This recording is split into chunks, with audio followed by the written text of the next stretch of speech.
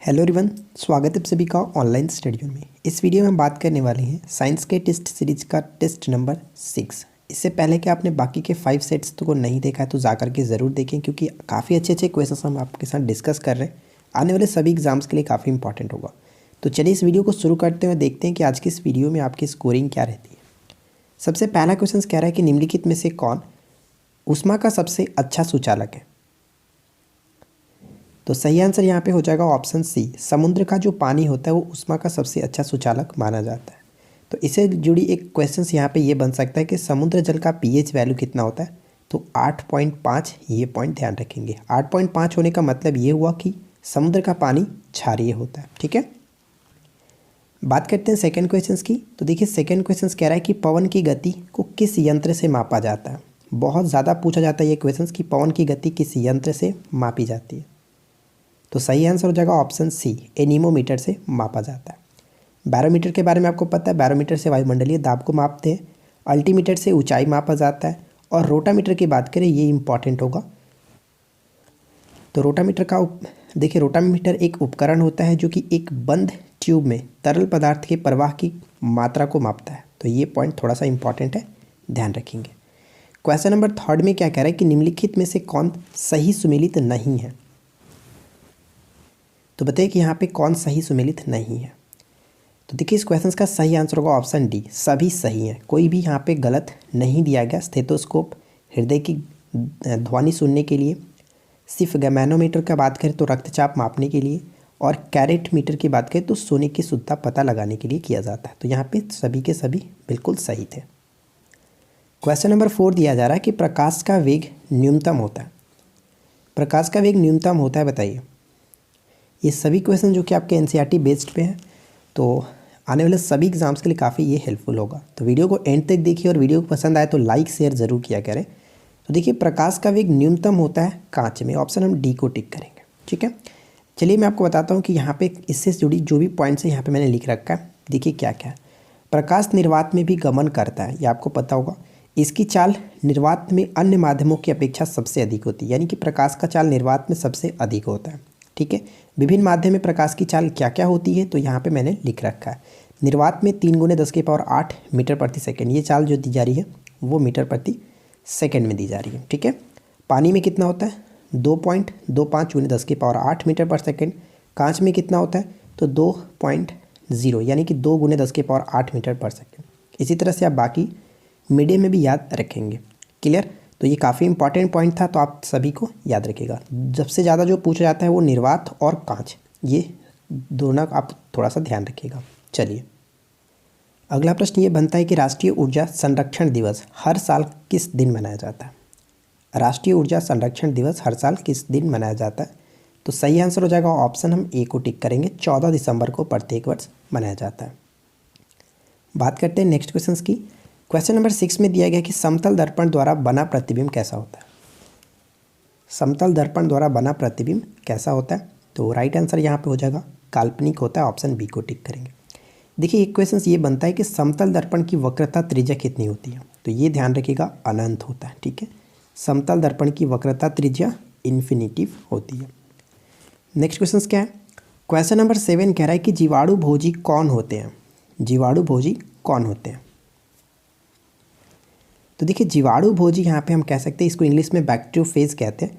तो जीवाणु को संक्रमित करने वाले विषाणु होते हैं। एक्चुअली यहाँ पे जीवाणु लिखा जाता है, लेकिन ये एक्चुअली में ये क्या होते हैं, वायरस होते हैं। ठीक है ना, तो ऑप्शन बी को टिक करेंगे, ध्यान रखिएगा। चलिए सेकेंड क्वेश्चन देखते हैं। अगला प्रश्न ये कह रहा है कि फ्लाई ऐश वातावरणीय प्रदूषण है जो इसके द्वारा उत्पन्न होता है। फ्लाई ऐश वातावरणीय प्रदूषण है जो किसके द्वारा, जो कि उत्पन्न होता है। तो सही आंसर किसे टिक करेंगे। ऑप्शन हम ए को टिक करेंगे, thermal power plant. Option A बिल्कुल सही आंसर होगा। फ्लाई ऐश क्या होता है आपको पता होगा, आप यहाँ पे पिक्चर में देख करके भी अच्छे से समझ सकते हैं। देखिए अगला क्वेश्चन क्या कह रहा है। नेक्स्ट प्रश्न दिया गया कि एक लड़की झूले पर बैठी स्थिति में झूला झूल रही है। उस लड़की के खड़े हो जाने पर दोलनों का आवर्तकाल क्या होगा। आवर्तकाल कम हो जाएगा। ऑप्शन ए बिल्कुल सही आंसर होगा। अगला प्रश्न ये बनता है कि निम्न में से सबसे छोटी इकाई कौन सी है। निम्न में सबसे छोटी इकाई कौन सी है। तो सही आंसर हमारा होगा फर्मी सबसे छोटी इकाई हो जाती है। ठीक है, एक फर्मी बराबर कितना होता है? एक फर्मी अगर पूछ ले कि एक फर्मी बराबर कितना मीटर होता है, तो ध्यान रखेंगे 10⁻⁻15 मीटर। ठीक है, फर्मी जो मात्रक है ये किसका मात्रक है? तो नाभिक के लंबाई का मात्रक होता है। अगला प्रश्न देखिए, नेक्स्ट क्वेश्चन कह रहा है कि वायुमंडल हमारे ऊपर अत्यधिक दाब डालता है, फिर भी हमें महसूस क्यों नहीं होता है? तो इसका कारण ये होता है, राइट आंसर क्या होगा? ऑप्शन सी को टिक करेंगे। हमारा रक्त दबाव वायुमंडलीय दबाव से हल्का अधिक होता है, यानी कि हमारा जो रक्त दबाव है वायुमंडलीय दबाव से भी थोड़ा सा ज़्यादा है, इस वजह से हमें महसूस नहीं होता है वायुमंडलीय दबाव का। क्लियर? तो ऑप्शन सी को टिक करेंगे। चलिए अगला प्रश्न देखिए क्या नेक्स्ट क्वेश्चन कह रहा है कि मनुष्य द्वारा पृथ्वी पर लगाया गया दाब तब सबसे कम होगा। ध्यान देखिएगा, यहाँ पे सबसे कम पूछा जा रहा है। मनुष्य द्वारा पृथ्वी पर लगाया गया दाब सबसे कम कब होगा? तो सही आंसर हमारा हो जाएगा ऑप्शन डी, पृथ्वी पर जब वो पड़ा हो, यानी कि पृथ्वी पर अगर वो लेटा हो तो उस कंडीशन में उस पृथ्वी पर दाब जो लगेगा वो सबसे कम लगेगा। क्यों? क्योंकि आपको पता है कि प्रेशर इक्वल टू क्या होता है? पी बराबर क्या लिखते हैं? बल और यहाँ पे क्षेत्रफल। यानी हम कह सकते हैं कि जो प्रेशर होगा वो इन्वर्सली प्रोपोर्शनल होता है। ठीक है, अगर क्षेत्रफल बढ़ेगा तो प्रेशर कम होगा, और अगर हम क्षेत्रफल को कम करेंगे तो प्रेशर हमारा ज़्यादा होगा। तो यहाँ पे जो मनुष्य अगर लेटा रहता है तो उस कंडीशन में क्षेत्रफल पृथ्वी पर उसका ज़्यादा हो जा रहा है, जिस वजह से प्रेशर कम होगा। ठीक है, अगर पूछता क्वेश्चंस में कि सबसे अधिक कम होगा कब होता, तो अगर वो एक पैर पर खड़ा होता तो उस कंडीशन में सबसे अधिक दाब लगता। ठीक है, तो ये थोड़ा सा पॉइंट आपको समझना है। देखिए यहाँ पे कुछ पॉइंट लिखे गए, जो कि किसी वस्तु का पृष्ठीय क्षेत्रफल जितना अधिक होगा वह उतना ही कम दाब किसी पृष्ठ पर लगाएगा। जब मनुष्य पृथ्वी पर लेटा पड़ा होगा तब पृथ्वी पर सबसे कम दाब लगेगा। ठीक है, अगला प्रश्न ये कह रहा है कि जैसे जैसे उनतास बढ़ता है वायुमंडलीय दबाव क्या होगा? उनतास का मतलब जैसे जैसे ऊंचाई बढ़ता है वायुमंडलीय दबाव पर क्या प्रभाव पड़ता है? घटता है। ऑप्शन बी को टिक करेंगे, घटता है। अगला प्रश्न है कि डॉपलर प्रभाव संबंधित है। बताइए कि डॉपलर प्रभाव जो वो किससे संबंधित है? तो डॉपलर इफेक्ट ध्वनि से संबंधित होगा। यहाँ पे ऑप्शन हम डी को टिक करेंगे, इनमें से कोई नहीं।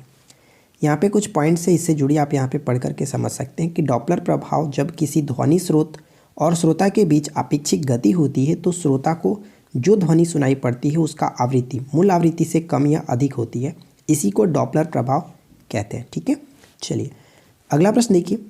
नेक्स्ट क्वेश्चन कह रहा है कि यदि किसी चलती हुई वस्तु के वेग को 2 गुना कर दिया जाए तो उसका जो क्या बताइए, उसका यानी गतिज ऊर्जा के बारे में आपको संबंध बताना है कि उसका या फिर उसकी गतिज ऊर्जा पर क्या प्रभाव पड़ेगा, या फिर त्वरण क्या होगा, यहाँ पे भार बताना है, सभी के संबंध में आपको क्या होगा बताइए। चलिए तो मैं आपको बताता हूँ इस क्वेश्चन का सही आंसर हमारा क्या होगा। ऑप्शन हमें ए को टिक करेंगे, सॉरी यहाँ पे क्या होगा, चलिए मैं आपको बताता हूँ। देखिए यहाँ पे इसका जो गतिज ऊर्जा होगा वो 4 गुना होगा, यानी ऑप्शन सी को टिक करेंगे। कैसे? आपको पता है कि काइनेटिक एनर्जी बराबर क्या होता है? के ई बराबर हम क्या करते हैं 1/2 mv², ये होता है। ठीक है, अगर यहाँ पे क्वेश्चंस में बोला गया किसी चलती हुई वस्तु का वेग दुगना कर दिया था, यानी कि उसका जो वेलोसिटी है वो हम डबल करते हैं। तो चलिए यहाँ पे मैं 1/2 m और v के जगह पे 2v करता हूँ, तो 2v का स्क्वायर करेंगे तो कितना हो जाएगा? ये 4v² हो जाएगा। और मैं 4 को साइड में ला देता हूँ इधर, और हम इसको पहले की तरह छोड़ देते हैं mv²।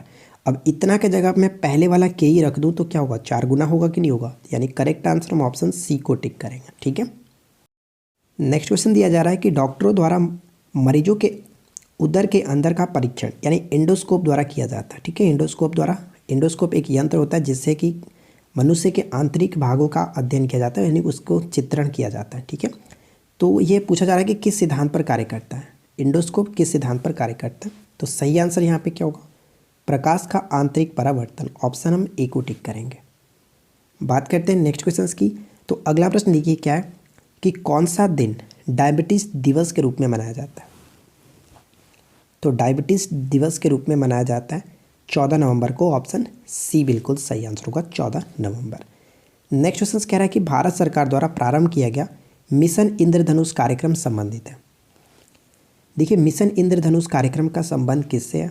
तो बच्चों के टीकाकरण से। ऑप्शन बी को टिक करेंगे। ठीक है, बच्चों के टीकाकरण से। अगर पूछ ले कि मिशन इंद्रधनुष कार्यक्रम स्टार्ट कब किया गया था, तो ये ध्यान रखेंगे 25 दिसंबर 2014 को स्टार्ट किया गया था। अब आपके लिए एक छोटा सा क्वेश्चन ये है कि 25 दिसंबर को किसकी जयंती मनाई जाती है। देखिए 25 दिसंबर को सुशासन दिवस के रूप में मनाया जाता है, तो आपको ये कमेंट करके बताना है कि 25 दिसंबर किसकी जयंती होती है। ठीक है, चलिए आगे बढ़ते हैं। अगला प्रश्न कह रहा है कि बेसिलस थुरिंजिएसिस का उपयोग होता है। बेसिलस थुरिंजिएसिस का उपयोग होता है, तो सही आंसर होगा ऑप्शन बी, यानी कि जैविक कीटनाशक के फॉर्म में। ऑप्शन बी को टिक करेंगे। देखिए मिट्टी में रहने वाला एक जीवाणु होता है, बेसिलस थ्यूरिंजिएसिस जो होता है मिट्टी में रहने वाला एक जीवाणु होता है, जिसे आमतौर पर जैविक कीटनाशक के रूप में प्रयोग किया जाता है। क्लियर, चलिए अगला प्रश्न देखते हैं। नेक्स्ट क्वेश्चन कह रहा है कि आयोडीन प्राप्त होता है। आयोडीन जो है वो प्राप्त होता है कहाँ से? तो आयोडीन लेमिनेरिया से प्राप्त होता है, और लेमिनेरिया कभी कभी पूछा जाता है कि क्या होता है, तो ये एक प्रकार का सवाल होता है। ठीक है, ऑप्शन ए सही होगा। नेक्स्ट प्रश्न दिया गया है कि न्यूक्लियर रिएक्टरों में विमंदकों का प्रयोग किस लिए किया जाता है। न्यूक्लियर रिएक्टरों में विमंदक का प्रयोग क्यों करते हैं? तो सही आंसर क्या है? राइट आंसर होगा न्यूट्रॉन मंद करने के लिए। इसको आप यहाँ पर अच्छे से पढ़ करके समझ सकते हैं। जैसे देखिए, मंदक वे पदार्थ होते हैं जिनका हम उपयोग तेज गतिशील न्यूट्रॉनों के गति को कम करने के लिए किया जाता है, उन्हें मंदक कहते हैं। जैसे कि अगर पूछा जाता है कि मंदक के रूप में किसका प्रयोग किया जाता है, तो ग्रेफाइट, कैडमियम की छड़ तथा भारी पानी का उपयोग मंदक के रूप में किया जाता है। तो ये 3 पॉइंट अक्सर आपको पेपर में देखने को मिलता रहता है, तो इसको आप ध्यान रखेंगे। सही आंसर होगा ऑप्शन सी। नेक्स्ट क्वेश्चन दिया जा रहा है कि जल चक्र का अभिप्राय किससे है। जल चक्र का अभिप्राय किससे है? तो सही आंसर यहाँ पे होगा ऑप्शन बी, जल का महासागर से पृथ्वी की ओर और पुनः महासागर की ओर निरंतर संचलन जल चक्र का कहलाता है। ठीक है, ऑप्शन बी को टिक करेंगे। अगला प्रश्न क्या दिया जा रहा है कि निम्नलिखित में से किस ईंधन के कारण पर्यावरण में न्यूनतम प्रदूषण होता है। किस ईंधन के कारण पर्यावरण में न्यूनतम प्रदूषण होता है? तो सही आंसर होगा ऑप्शन सी, यानी कि हाइड्रोजन। ठीक है, देखिए हाइड्रोजन को भविष्य का ईंधन भी कहा जाता है, आपको ये चीज़ पता होगा। यहाँ पे पढ़ सकते हैं कि हाइड्रोजन न्यूनतम पर्यावरण प्रदूषण का कारण बनता है। जब ईंधन का उत्पादन करने के लिए हाइड्रोजन जलाया जाता है, तो ये बाई प्रोडक्ट पूरी तरह से सुरक्षित होते हैं, जिसका अर्थ है कि इनका कोई ज्ञात दुष्प्रभाव नहीं होता है। ठीक है, ऑप्शन हम यहाँ पे हाइड्रोजन को टिक करेंगे, जो कि कम प्रदूषण करता है। ठीक है, चलिए नेक्स्ट प्रश्न क्या है कि पशुओं में होने वाला अफरा रोग का कारण क्या है। पशुओं में होने वाला जो अफरा रोग होता है, इसका कारण क्या है? तो देखिए पशुओं में अफरा रोग का कारण होता है प्रदूषित आहार। इसके बारे में आप काफ़ी अच्छे तरीके से यहाँ से पढ़ सकते हैं कि अफरा रोग पशुओं में आमतौर पर अचानक होने वाली एक बीमारी होती है। यह रोग पशुओं में ज़्यादा खाने या फिर दूषित खाने के कारण होता है। ठीक है, इस रोग में क्या होता है कि पशु के पेट में acidity, ammonia, carbon dioxide, methane जैसी दूषित गैस बन जाती है। इस गैस का दबाव छाती पर पड़ता है और पशु को सांस लेने में तकलीफ होती है, और ये कभी कभी इतना गंभीर हो जाता है कि पशुओं की मृत्यु भी हो जाती है। ठीक है, तो ध्यान रखिएगा अफरा रोग का संबंध प्रदूषित आहार लेने से होता है। चलिए आगे बढ़ते हैं। अगला प्रश्न ये कह रहा है कि सभी भारी रेडियो सक्रिय तत्व अंतिम रूप से परिवर्तित होते हैं। जितने भी रेडियो सक्रिय तत्व होते हैं वो विघटन के पश्चात परिवर्तित हो जाते हैं सीसा में। ऑप्शन बी बिल्कुल सही होगा। नेक्स्ट क्वेश्चन कह रहा है कि कोशिका के अंदर ऊर्जा का निर्माण किसके द्वारा होता है। कोशिका के अंदर ऊर्जा का निर्माण किसके द्वारा होता है? तो सही आंसर क्या होगा? राइट आंसर हम यहाँ पे ऑप्शन ए को टिक करेंगे, माइटोकॉन्ड्रिया। ठीक है, माइटोकॉन्ड्रिया, क्योंकि आपको पता है माइटोकॉन्ड्रिया को हम लोग कोशिका का पावर हाउस भी कहा जाता है ना, तो ध्यान रखिएगा। नेक्स्ट क्वेश्चन कह रहा है कि कोशिका सिद्धांत का प्रतिपादन किसने किया था? बताइए, कोशिका सिद्धांत का प्रतिपादन किसने किया था? तो सही आंसर क्या होगा? ऑप्शन बी, स्लाइडेन और स्वान ने 1839 ईस्वी में। ठीक है, 1839 ईस्वी में। बहुत ज़्यादा इंपॉर्टेंट क्वेश्चन है, इसको ध्यान रखिएगा। नेक्स्ट प्रश्न कह रहा है कि प्रकाश विद्युत सेल बदलता है। प्रकाश विद्युत सेल बदलता है, तो सही आंसर होगा प्रकाश ऊर्जा को विद्युत ऊर्जा में। ऑप्शन ए करेक्ट आंसर हो जाता है। नेक्स्ट प्रश्न क्या कह रहा है कि धातु के तार में बिजली का प्रवाह किसके कारण होता है? धातु के तार में बिजली का प्रवाह किसके कारण होता है? तो सही आंसर है ऑप्शन ए, इलेक्ट्रॉन, यानी कि मुक्त इलेक्ट्रॉनों के कारण क्या होता है कि बिजली का प्रवाह हो पाता है। ठीक है, चलिए नेक्स्ट क्वेश्चन है कि आदर्श वोल्ट मीटर की प्रतिरोधकता कितनी होती है? आदर्श वोल्ट मीटर की प्रतिरोधकता, ध्यान रखिएगा यहाँ पे वोल्ट मीटर पूछा जा रहा है। आदर्श वोल्ट मीटर की प्रतिरोधकता करेक्ट आंसर होगा असीमित। ऑप्शन बी सही होगा। लेकिन अगर क्वेश्चंस में आदर्श अमीटर रहता है तो वहाँ पे आपका शून्य होता है। ठीक है, तो फिलहाल सही आंसर ऑप्शन बी होगा। नेक्स्ट क्वेश्चन कह रहा है कि टेस्ला किसकी यूनिट है? टेस्ला किसकी यूनिट है? तो सही आंसर है ऑप्शन ए, चुंबकीय क्षेत्र की तीव्रता का ये मात्रक होता है टेस्ला। ठीक है, ऐसा यूनिट है टेस्ला। चलिए अगला प्रश्न क्या कह रहा है कि न्यूक्लियस के बाहर डीएनए निम्नलिखित में से कहाँ से प्राप्त होता है?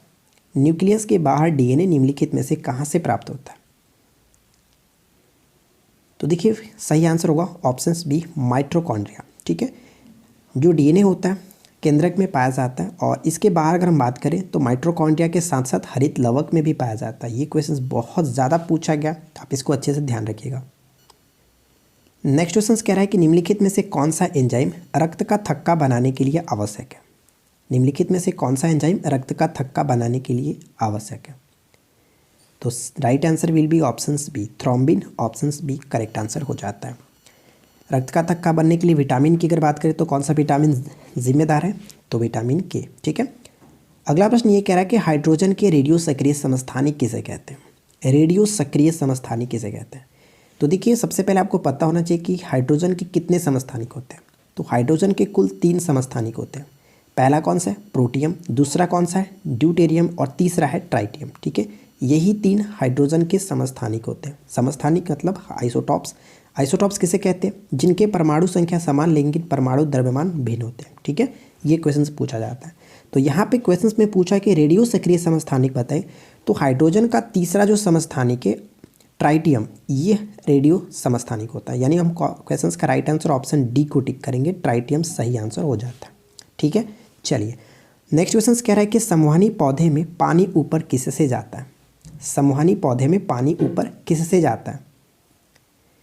तो देखिए सही आंसर होगा option D, xylem tissue. Option D को टिक करेंगे। ठीक है, तो आज की इस वीडियो में 35 मोस्ट इंपॉर्टेंट एमसीक्यू थे जो कि एनसीईआरटी बेस्ड पे साइंस के क्वेश्चन हैं। मुझे उम्मीद है कि आप लोग को ये वीडियो अच्छी लगी होगी। वीडियो पसंद आई हो तो लाइक कर दीजिएगा, अपने दोस्तों के साथ शेयर कर दीजिएगा। चैनल पे पहली बार हैं, सब्सक्राइब नहीं कर रखे हैं तो सब्सक्राइब करके नोटिफिकेशन बिल को ज़रूर ऑन रखें।